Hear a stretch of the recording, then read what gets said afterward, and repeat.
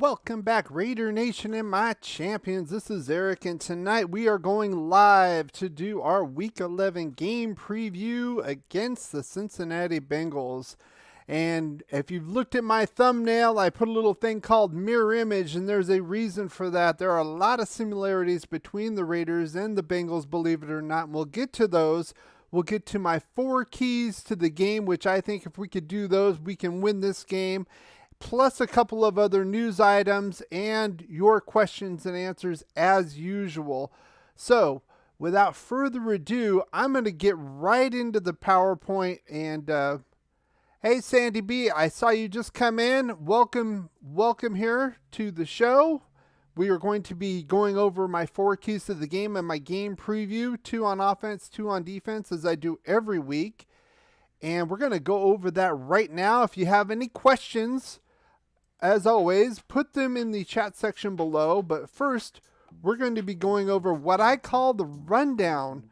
And that is some topics that I have here that we go over. Now, I'm going to go over a few things here and then go over the game review.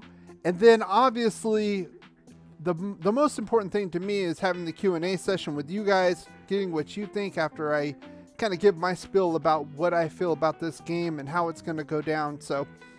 But the first thing I want to talk about tonight is what I call the SOTSS. It's I don't want to say it's the State of the Shit Show poll. So basically, I asked you guys earlier this week, I put a poll out and I asked, what do you guys think is the biggest issue with the Raiders right now? And by a slight margin, you guys said coaching. Right behind that was the personnel decision. So obviously with Gruden gone, you have Rich Bisaccia here in the interim role. Didn't do so well against Andy Reid and the Chiefs. We know that. We talked about that in our game review earlier this week on Monday. Obviously, we have Mike Mayock here. Me personally, I'm going to say it's Mark Davis. It levels to him. He's the ultimate one. He's the one who's brought in a number of coaches, Dennis Smith, and of course Gruden giving him all that control, the 10-year, $100 million guaranteed contract. I know we settled and all this other nonsense happened, but not a lot of good decisions out of him, and it kind of has flowed downhill since. So it'll be very interesting to see what happens in the offseason. Like I said, I will do a separate video about Mike Mayock and whether or not I feel we should retain him after this season. I would say Rich Bisaccia is probably not going to remain as interim coach. I already said that he's probably going to have to win at least one playoff game to do so. And the last couple games, the Raiders have not looked very good, and especially the last game, basically got out-coached. We got outplayed. So the next one I want to talk about here is another poll I put out right after that. And that was Le'Veon Bell. There was news that he was being released from the Baltimore Ravens. Now, I know we've had our issues.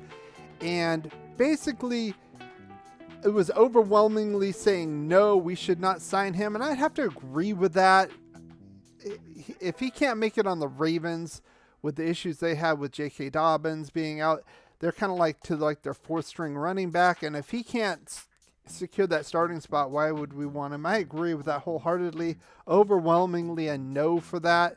So couple polls I like to put out, get your take on what we're doing here and what's going on with the Raiders. And now let's get right to the heart of the matter, and that is the game review, or as I call it, who's going to have the eye of the tiger this week.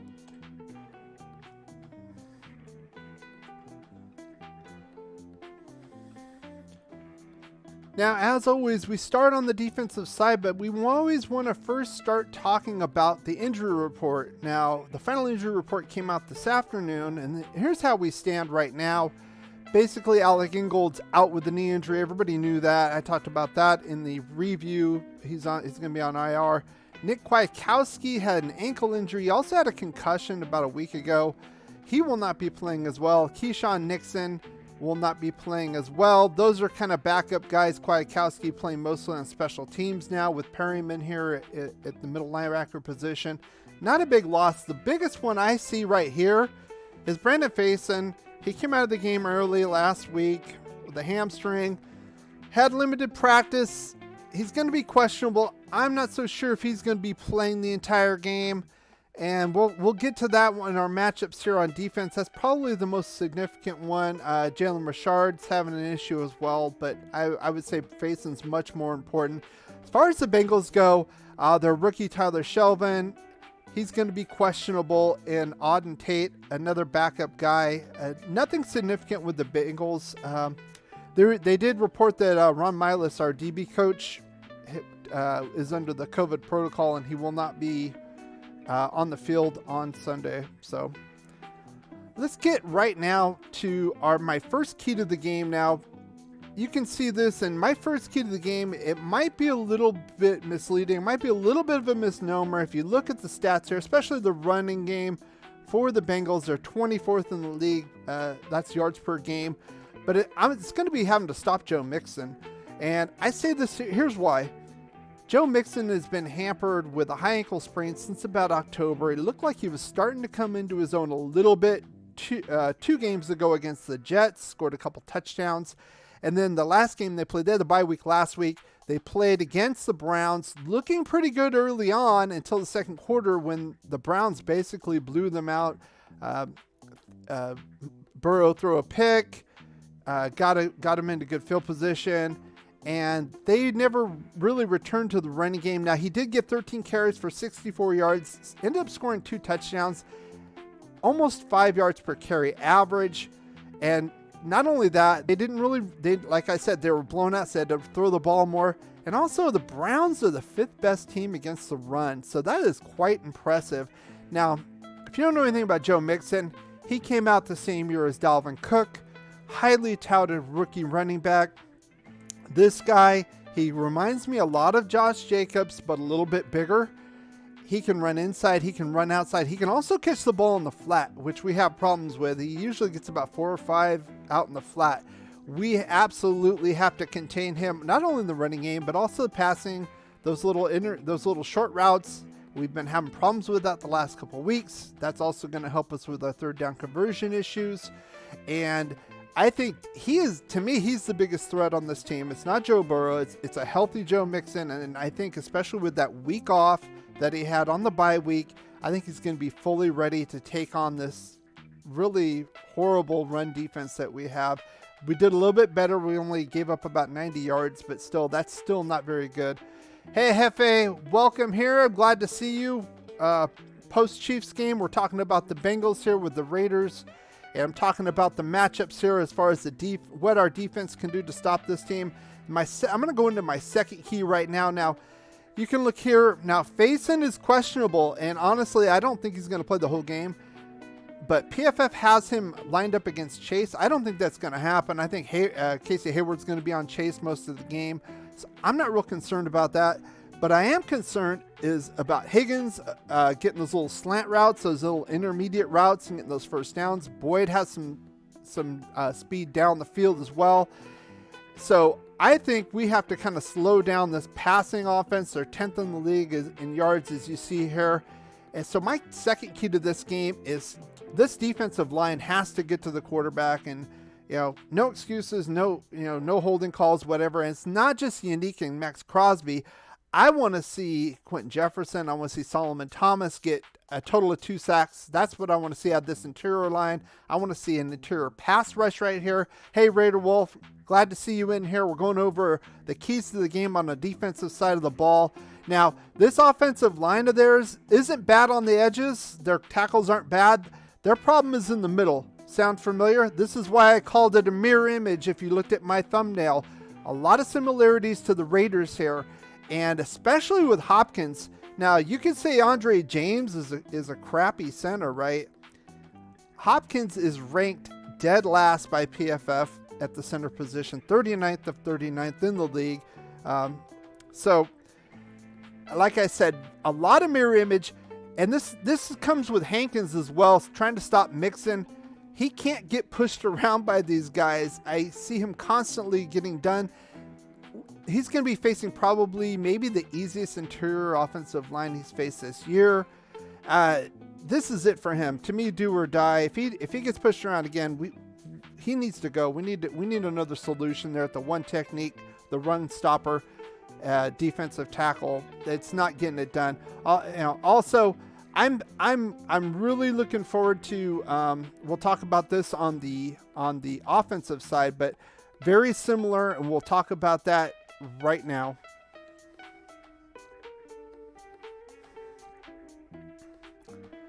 Now, I want to get to the offensive side because I want to talk a little bit first about the Bengals defense. Now, they were very maligned coming into the season. I even said, I argued in a video I did for fantasy that this is arguably the worst defense in the league. They came out and were very impressive the first few weeks, kind of came back to earth the last couple of weeks here, gave up 34 points to the Jets, and then they gave up 41 to the Browns, but one of those was a pick six, so I only credit them with 34, but still 34 sucks. 34 of the last 2 games each. They kind of came back to earth. Does that sound familiar? Kind of sounds like our defense, right? So I think the first thing we need to do, obviously with Carr getting it going, but this team can be exploited deep. If you look at it, and it's not a woozy, he's a pretty good DB. It's over here with Eli Apple, a first-round bust from the Giants, over here playing across. I figure he's going to be covering Zay or Deshaun. And between Apple and Jesse Bates, really last year a Pro Bowler that they had at the free safety position, they're in the top 40 in total air yards each. And that's kind of unheard of. So they can be had deep as long as our offensive line gives us some time. So I'm not looking for 7, 8, 9 catches. I'm looking for maybe 2 or 3 catches from Zay, 1 bomb, maybe 50 or 60 yards and a touchdown. Deshaun, maybe if he remembers which way to run with the ball, he can make an impact as well. That's where we can attack this pass defense. And the other one I want to talk about is, now I did put it over here on the running backs. Now I know our running game's been terrible, and it got even worse because we fell behind very similarly to how they fell behind in that Browns game against a divisional opponent. Again, mirror image here. And their run defense is 6th best yards per game. But I'm not even talking about conventionally running the ball. We need to get Drake going in the passing game, the short passing game. They, like our defense, they can be had very easily in screen plays, passes out of the flat, and Drake is awesome at that. Now, obviously, I think Renfro is going to get his. He's probably going to get like 50 and a touchdown. You know, Edwards is going to get a little bit, but these are the 2 attacks. Now, I know Waller, they're pretty decent. They're about middle of the road against the tight end. They did give up a couple of touchdowns the last 2 games, one to Njoku in their last game against the Browns. They can be had as well, but I think as far as keys to the game, if we can get those 2 going, that'll help not only getting them deep, that's going to keep them off balance, but also with Drake here, if we can use him a little bit more. Jacobs is still nicked up here, so he needs to get some more carries. He needs to be out there, like I said, get the ball in the flat, slow down that little pass rush of theirs. Again, they have about the same amount of sacks, a little bit less than we do. However, they don't blitz as much either. We're dead last in blitz percentage. I think they're in the 20s, so they're under average in blitzing as well. So they rely on their front 4, maybe even bring a linebacker here and there. So does that sound familiar? Yes, it does. Sounds just like our defense. So we got to keep them off balance. If we could do those 4 things, I think we have a good chance at winning. And of course, it goes without saying, penalties, turnovers, Carr with his accuracy. Another thing with Joe Burrow, he's very good in the pocket. That's where we need him shuffled out of there. He's not going to run for you really much. He's only a year away from that bad knee injury he had.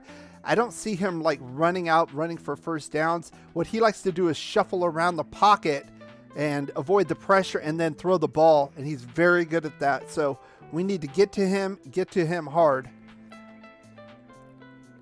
So, of course, if you are enjoying this, give it a thumbs up. It's going to help the algorithm. And when you subscribe, hit that bell notification so you get all the notifications that I have, including, as always, every week we've been doing this. We're going to be going live again at halftime. Now, the game has a 1:05 Pacific start, so we're looking at about 2:30 Pacific, 5:30 Eastern. Well, we're going to go live. We're going to cover what I think are the good, the bad, and the ugly, what I've seen in the first half. And we're going to talk about these 4 keys of the game and how the Raiders are doing with each one of those. And then get your opinion on that. We have a lot of fun. We go about 10 or 15 minutes, and who knows, we might even have another panty raid coming in. You know, well, maybe not, but we do have a lot of fun. I encourage you all to come out and join us. Now, we're going to get right now. I've talked enough. I want to hear what you have to say about this as far as what you think this game's going to bring, who you think's going to win. I think the Raiders could very well win this game. This is a definitely winnable game. Like I said, this is a mirror image. Both teams started 5-2. They're on top of their division at one point. Now each team is not, and they're not even in the playoff picture as of right now. I think the Raiders are number 8 in the AFC and Cincinnati is number 9. So again, a lot of similarities here. So I really honestly think this is kind of do or die. I would say more so for the Raiders because they're at home again and they have a rough schedule. They got if they lose here, they got to play 4 days on Thanksgiving against Dallas. So that's going to be really difficult to do that. So to me, this is kind of a do or die situation for the Raiders. Obviously, the Bengals need this game as well for playoff ramifications. So I want to look up and see what you guys are having to say about this. Hey, Dominique, good to see you in here. Dominique says, I'll be at the game in Vegas now. Hopefully I experience a win. I hope so too. To me, it's not going to be easy, but this is a doable win. Let's see. Sandy, add to subscribe, get notifications, ring the bell. Absolutely. That way you're notified of the live stream. If you don't hit the bell and hit all on that notification, you won't get the notifications from my live stream. So let's see. Sandy B says, "Did I see Raiders got a new player?" Yes, they got Tyron Johnson, a wide receiver formerly of the Chargers. It's a guy, if you were watching my videos in the offseason this year, I was talking about maybe this guy coming over with Gus Bradley. Before we even hired Gus Bradley, it was a guy I wanted to target because he's a lot. He's kind of like a Keenan Allen light, I would say. Plays the X when Keenan's hurt. I'm kind of surprised they let him go, to be honest with you. He has a lot of talent there. And I would say, frankly, he's probably Brian Edwards' insurance, if you're going to look at it that way. Let's see. Raider Wolf says, do you know if Incognito is out for the season? No, but it's kind of looking that way. I mean, he hasn't played yet, and we're in, game 10? So, like I said in the offseason, we couldn't rely on Incognito for a full season, and I thought we'd at least get a few games out of him. I'm not sure what's going to happen with that. We really desperately need him in the run game on the inside, especially with Good out as well. Let's see. Lencho, hey, Black Hole Nation, how you doing? Any news on Mullen? No. I did not hear anything on Trayvon Mullen yet. Let's see. Right now, I think he's still on IR status. They did not take him off of IR. Let me double check that real quick. Pop that out and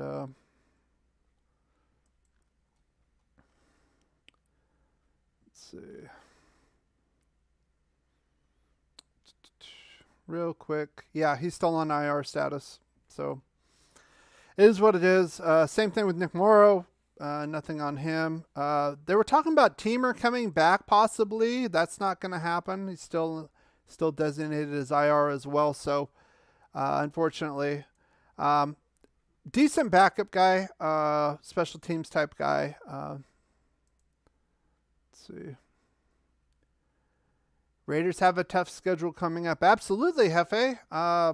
Yeah, and I mentioned that because there's a tough schedule, and in my 2.0, I had this one as a loss because Cincinnati was doing. I thought Cincinnati was doing a lot better. I kind of cooled off since then. Our last one during the bye week, I gave us a win on this one because they've kind of cooled down, but then we kind of cooled down too. That was right before we lost 2 straight. We also have Dallas. We have the Chiefs early in December at Arrowhead. These are problems. This is why if you lose games like the Giants, they can come back and bite you. That's a game we should have totally won. We just kind of we threw that one away. Let's see. Lencho says, seems like he should be back now.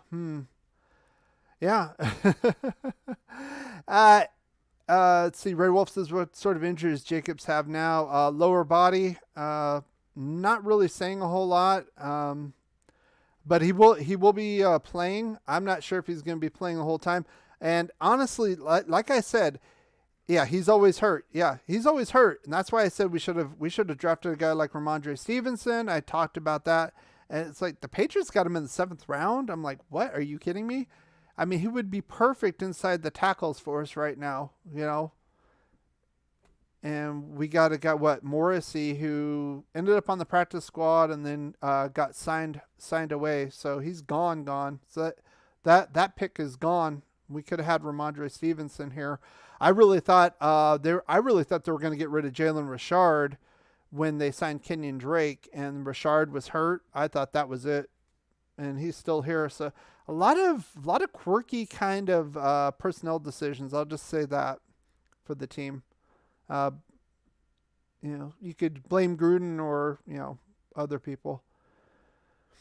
So let's see. Sandy B says, so where's the problem still? The running game? The running game's always been a problem because the interior offensive line is not that great.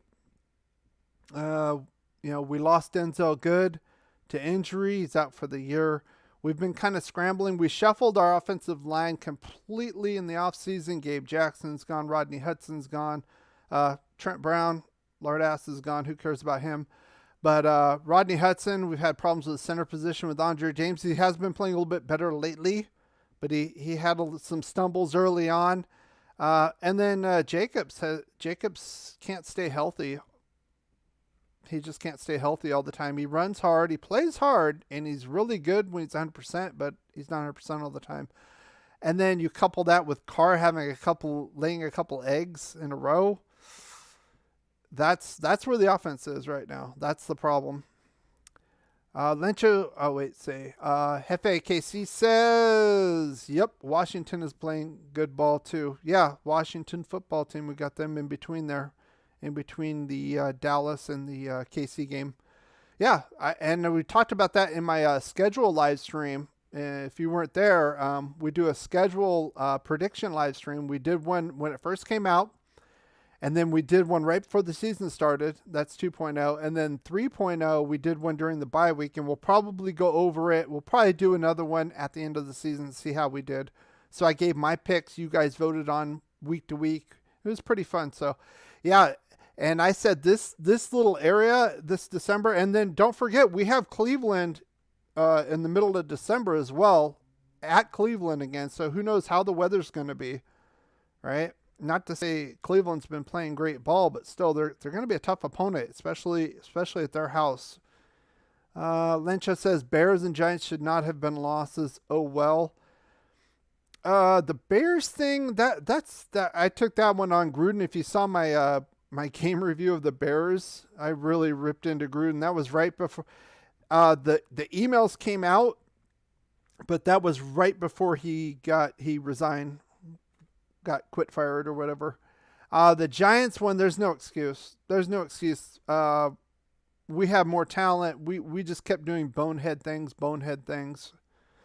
For sure. Sandy B says, for sure, Bears, Lencho, and I'm from Chicago. Lencho says, teams' heads weren't right in those games. They haven't been right the last 2 weeks either, so... Hefe KC says, are you from Mariota starting a game? And yeah, I talked about that I'm not sure if you were here for the rest of that live stream, but I said basically my thoughts on Mariota are if they wanted to bench Carr for this game and have Mariota start, I would be fine with that. But I don't see Mariota as a long-term solution. I don't mind him in that RPO situation like they did. They did a 4th down and 2, and they just did an RPO between him and Jacobs. It's unstoppable, 4th and 2. But he's not the type of guy. Carr's going to be better to get you 80 yards down the field and a touchdown. Carr has a lot of fourth quarter comebacks, really. The thing with Carr is it's kind of touch and go with him. If he kind of gets a little scared, a little antsy back there, things kind of start falling apart. If he can stay in the pocket, he's a much better quarterback than Marcus Mariota. Raider Wolf says, I love Derek Carr, but do you think we need to draft a new quarterback in the offseason? Here's my take on that. I think we're going to have a new head coach next year. I'm not sure what's going to happen with the coordinators. Maybe they'll keep Gus Bradley on because if you looked at as far as yards go, we're currently 12th in the league as overall yards per game given up. If you looked at last year, it was like 25th, I think. So huge improvements, and not just that, he brought in a lot of his own guys, a lot of vets at each level. And I talked about that before. But given that, I think I'm going to let the new head coach decide that because we have to put some trust in somebody. I would like a new director of player personnel, a new GM, and a new head coach. And if you want to keep maybe Olsen or Gus Bradley as coordinators, that's fine by me. But we need some to me right now, we need some new blood. I'm going to break it down as far as the Gruden Mayock picks, but a lot of them are, especially the high round ones, have not worked out. And I mean, we can't continue to go on like this. I mean, this was the guy who was that's all he did at NFL Network for 15 years was evaluate players, and he's missed so many times. And they talked about Damon Arnett's situation where he had the red flags, and they knew about the red flags. The reporters asked me, yeah, we knew about the red flags. Well, then you're a dumbass then, right? What are you doing in the position then? We need somebody who knows what they're doing. We need somebody with more of a Raider attitude. So let's see. Now, right now, we'd kind of like to see, did you see Patriots won like 5 in a row?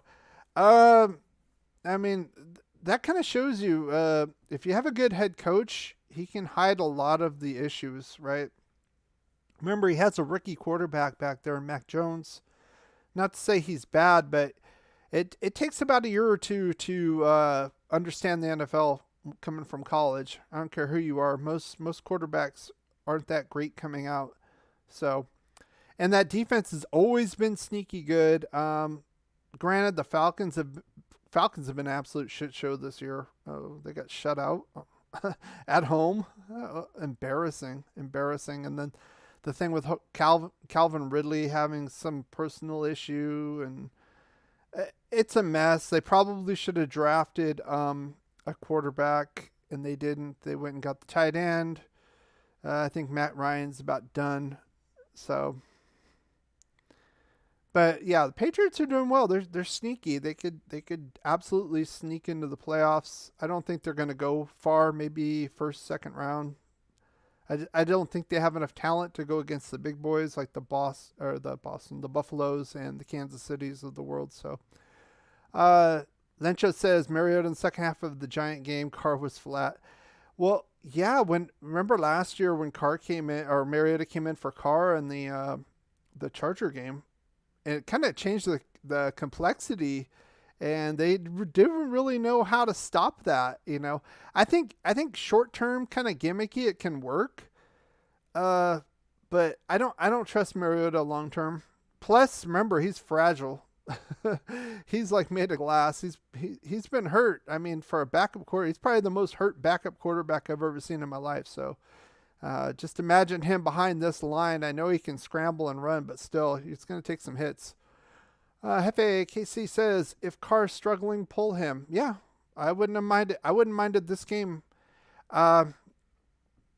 I definitely think if they lay another egg in this one, it's going to be a short week, but they got to do something. I mean, if you look at the post game interviews, it's like it's sad. It's like no heart, and they're sitting there moping, and we got to keep doing this. It's like, dude, what? We're still 5-4.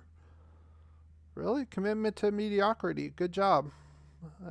That's where this team is now, unfortunately. Senby says, I agree. If you see Carr struggling, pull him. It doesn't seem to get better, but it gets worse. Carr's very streaky. If you've been a Raider fan, if you know his plays, he'll get real streaky. He'll have some bad times, and then he'll have some good times. And I think it's all in his head. I think it's more psychological.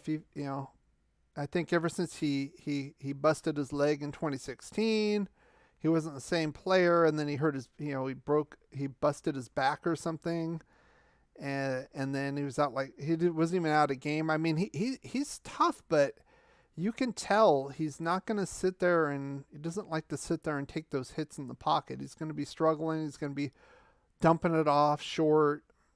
He gets real kind of tunnel vision when he gets there. So let's see. Hefe KC says Mayock needs to go. He blew some good picks. He blew a lot of good picks. Now the question is going to be, well, was it him or was it Gruden or both? And we did a poll on that, and I think the poll was that basically it was Gruden's fault, not Mayock, what you guys said. So we did that last week. So yes, Raiders need all new staff. Raider Wolf agrees with that. Yeah, just to win that one game. Yeah, I don't know what it is with this team going east. They always struggle. They struggled last year. Remember, they struggled last year with the Jets. And I think the Jets were like 0-12 at the time. They would have had their first win against us. And then Ruggs got that miracle at the end. So this team always tends to struggle on the East Coast, and now it's not even Gruden. Gruden was gone, 2 weeks removed, and had the bye week after Philly. So they won 2 games after Gruden, bye week, and then shit the bed 2 weeks. So, yeah, off the bye, they're not very good off the bye either, and it kind of pushes back. A lot of people put down coaching. When I said, well, I asked in the poll what was the biggest issue with the Raiders. That won out just barely over the personnel decisions, and there's a case to be made there. I mean, look at Belichick. Look at Andy Reid after a bye. He's basically unstoppable if you look at his stats. So, Bears either off the bye. Yeah. Well, Matt Nagy sucks. We all know that. So the Bears are very that's very interesting. I think if any team looking for a head coach next year, if I'm thinking of possible landing spots, like new vacancies, they might be the most appealing, to be honest. You have Justin Fields there. That defense is still pretty darn good. You got David Montgomery that can run the ball. You need to work on the offensive line. Still have Allen Robinson there. I'd have to look, see what they're going to do with him. I think they franchised him last year, I believe. So they're going to keep him, sign him long term, franchise him again. What's going on? But they have the rookie on a rookie contract. He'll be in his second year. He does need a line. I know he can run, but he still needs an offensive line. So I think that's priority one for the Bears. Like I said, I think they're probably the best landing spot. Maybe the Raiders will be number 2 with the talent we have. Not just that, with Vegas, and of course Vegas has no state tax. So, I mean, comparison to California, you're making about 10% more than playing for a California team, just in comparison, because California sucks. Sandy B says it's doable, the Bears, but we need staff too. Well, yeah, that's what I'm saying. I think that team would probably be the most appealing for any prospective head coach that you might want to hire. So again, it'll be very interesting.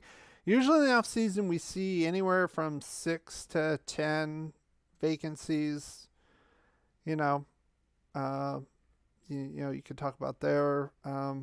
I'm not sure what's going on with Jacksonville. They started like the wheels fell off, but it looks like they're kind of getting back a little bit on pace. Urban Meyer, I don't know about him.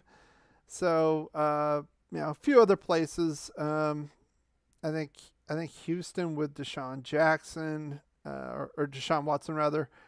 That's going to be like a complete rebuild. Obviously, I'm not sure how that's going to end up going. I haven't been watching lately all those charges against him, so just it's going to be interesting. So right now, who do you guys? I want to know who you guys think will win this game between the Bengals and the Raiders. You guys have had a lot of good comments, but you haven't answered the question. I'll let you know what I think is going to happen in this game too.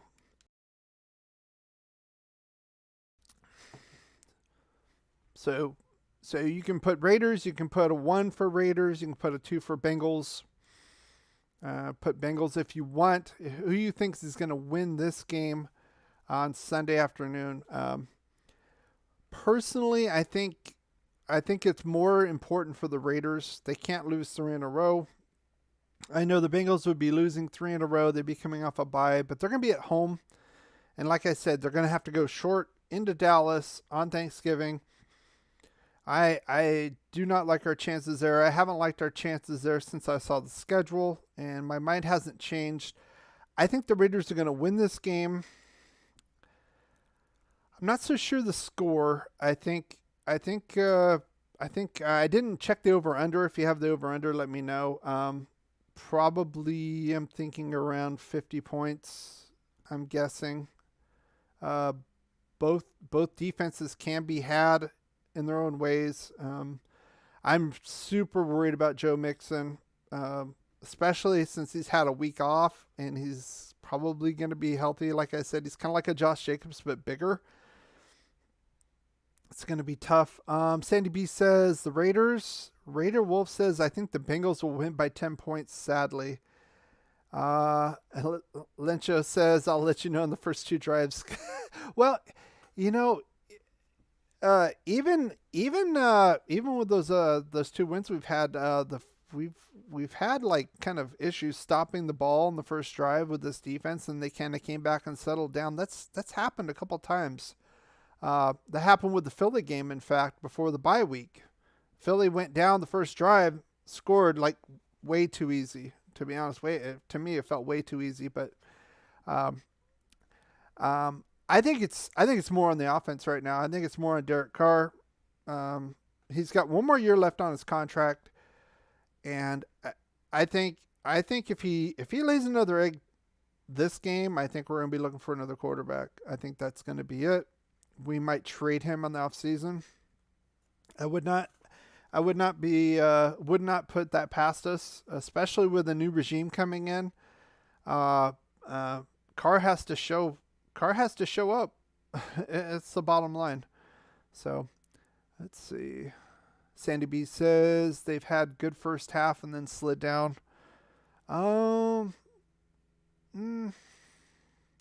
They were kind of okay in the first half of the Giants. The Chiefs was a shit show. Pretty much the whole game. Let's see. Sandy B says, I think Carr knows do or die. Yep. So do or die. So anyway, we are about 40 minutes in. If you guys have anything else you want to talk about, if not just the Raiders, if you want to talk about the NFL or what you're going to be looking for as far as the off season, we can talk about that.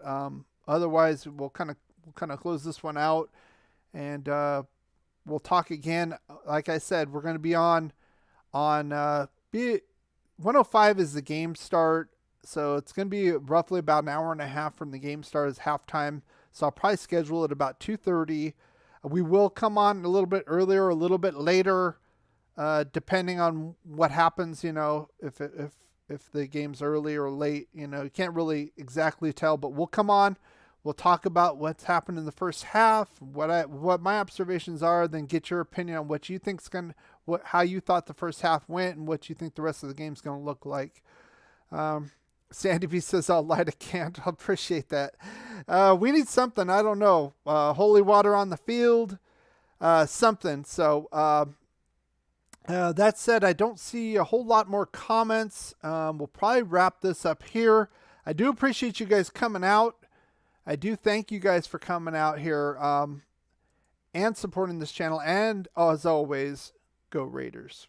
Ask you something. With all the distractions that you have off the field, how are you able to keep focused on winning football games as you do and do throughout the years? When you have great coaches, then after you have great coaches, you get great players. You have a great organization, and you tell them one thing: just win, baby.